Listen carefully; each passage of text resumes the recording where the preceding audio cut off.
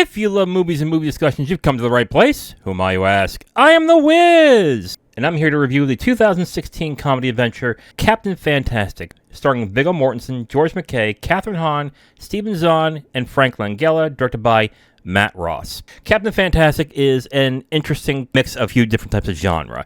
It's a mix of a fish-out-of-water movie and a road trip movie, which I think does work well as the movie goes forward.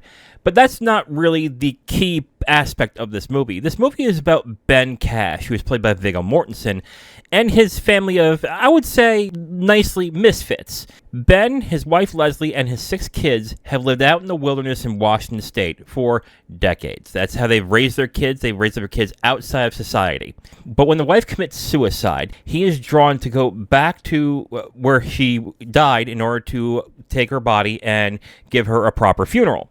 The film for the first half showcases the family life in a very romanticized way.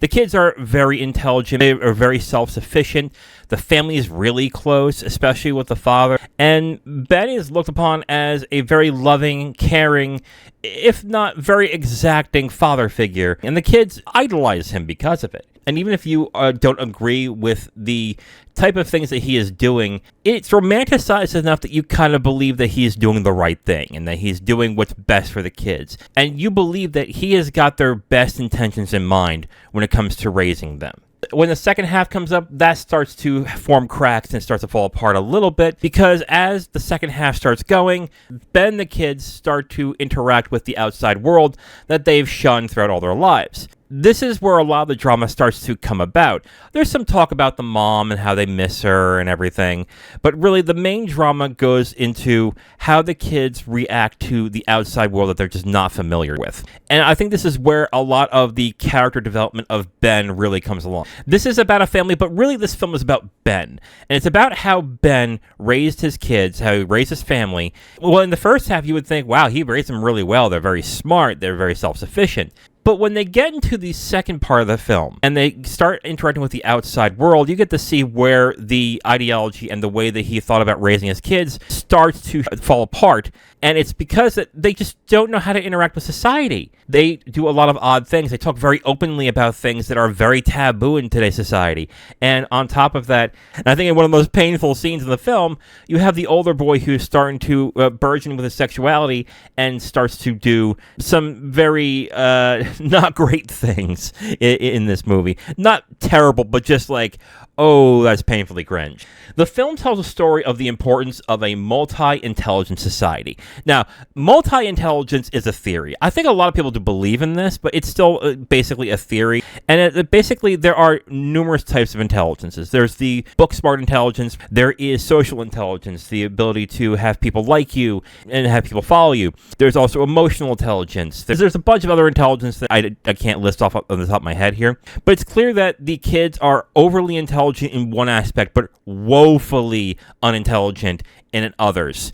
And the film really shows that despite what Ben's intentions were, that maybe it was not a good idea for what he did, especially when eventually the kids will have to leave. And the film does a very good job of showing that in type of importance, and how even though Ben had the best intentions, in the end, he kind of hurt his own kids. And in certain aspects, too, he hurt his wife. And the film does a really good job showing all sides of it. Ben is a good guy, but what you're led to believe is that what he's doing is good, but towards the end, you realize that it was not good at all, what he did. That is, unless you stop 20 minutes before the end, because the film, I think, does a great job of showcasing all that and basically how irresponsible Ben was in certain aspects. You can understand where he's coming from, but he did hurt his kids in the end with the way he raised them and had a rigid belief system as to what he was doing.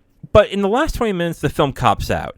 And I'm not going to spoil exactly what they did, but the thing that was going on throughout the entire film and showcasing what Ben did and how it hurt his kids, it kind of washes it all away, and I think it makes the film not work as well as it did in the other 100 minutes in the film. And to me, I think that was not a good move. It turned what I thought was a great movie into a good movie. But honestly, when I ended the film, I was kind of disappointed at the way it ended. Even with that 20 minutes, I still think it's a good movie that I think people should see.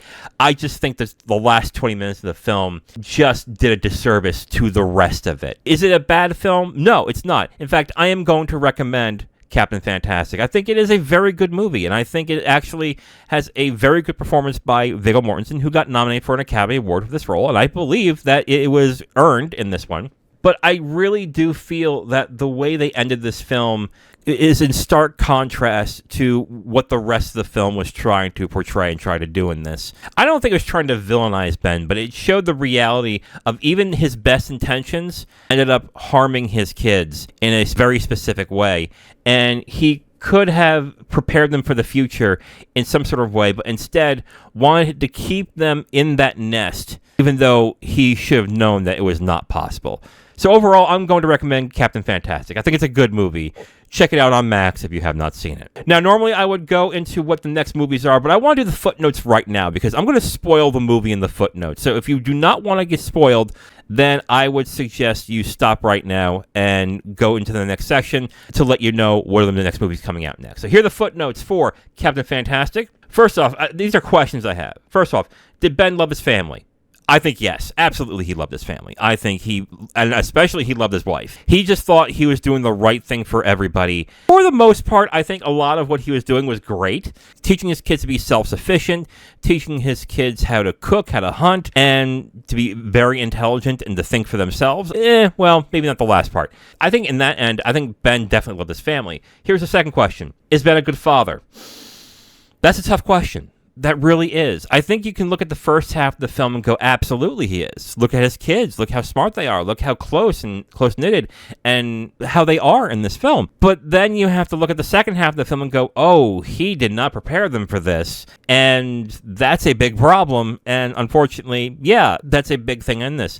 I think this is kind of an unfair question, even though I wrote it myself. Because what is a good father to some might be different than others. I honestly think that he did them a disservice, but in no way do I think he was abusive to them. I don't think that he was a bad father to them. I think he was a very good father. They obviously loved him. They obviously cared about him, and because they knew that he cared about them too. But also, Ben made some critical mistakes, and I think he lacked the maturity that I think a father would need. Here's the thing about society, and if you have bad things about it. You know you want to shield your kids from those things, but you know also you can't. So preparing them to be exposed to those things is probably the best thing you can do, and Ben didn't do that. I think he is a good father, but I think he made some critical mistakes, which we all do as a parent. And my third question, is it Ben's fault his wife died? Yes.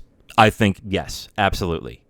Absolutely it is. And I think Ben even admits this towards the end of the film. Not in an overt way, but in flashbacks or in sequences where he's talking to his wife's ghost. He even says, I should have gotten you help sooner. Yeah, like he knew that something was wrong with his wife. He still knew that she had bouts of mania and had severe depression and bipolar issues. He should have known that she needed more help, and I think he didn't do that. But again, is he evil for that? No. He just did the best he thought he could. But in all honesty, I think he also knew towards the end of the film that the best thing for her was to get help, and he didn't do that. Is it Ben's fault? I would say yes, it is. But again, that's the hard thing about stuff like this. Is it really the person's fault? And do you really want to dog on them that much? Because in the end, they're human. There's really nothing more you could do if the mother wouldn't do it herself. So I think in a sense it is his fault that his wife died. But on the other hand, would you excoriate him for it? No. He did the best that he thought he could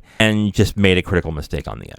Now, if you want my full review on this movie, you can go to my website at IamTheWiz.com. You'll have my full written review right on the site, along with a link to the video that has this review that you've just listened to. All right, so for Thursday, we're going to do the Double 7 debriefings, which is Skyfall.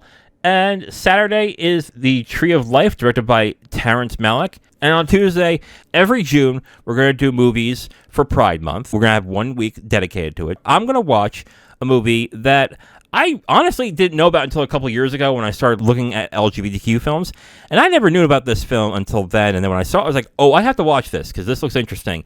And that is More East, directed by James Ivory. This is a film that stars a very, very young Hugh Grant. And if you know me, I like my Hugh Grant, and that's mainly because I love Notting Hill. So I will definitely check that out next Tuesday. So tune in Thursday for the Double 7 debriefings for Skyfall. Saturday is The Tree of Life, directed by Terrence Malick. And Tuesday, Maurice, directed by James Ivory. I am The Wiz, and I'll talk to you next time.